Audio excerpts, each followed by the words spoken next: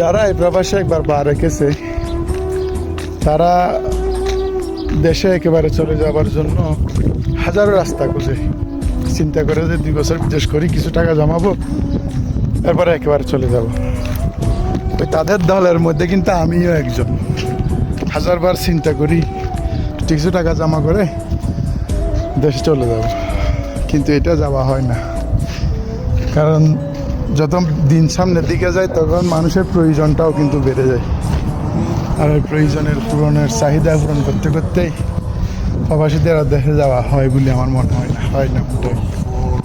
কোন কথা হচ্ছে যে প্রবাসে উন্নত জীবন, উন্নত চলাফেরা, উন্নত খাবার, এরপরেও নিজ দেশে যাওয়ার জন্য মানুষ কতই না কত হইল করে। এটা মূল বিষয় হচ্ছে যে আপনার মনের শান্তির জন্য। পরিবারকে যখন চোখের সামনে দেখা যায়, চোখে রাখা যায়, এটা হচ্ছে যে একটা মনের শান্তি মিলে, চোখের শান্তি মিলে। টাকা দিয়ে তো সুখ কিনা যায়, উন্নত জীবন করা যায়, সুখে দেখা যায়, কিন্তু মনের শান্তি মেলা যায় না। আর এই প্রবাসীরাই এই টাকার কাছে মনের শান্তিটা বিক্রি করে আজীবন প্রবাসে পড়ে থাকে।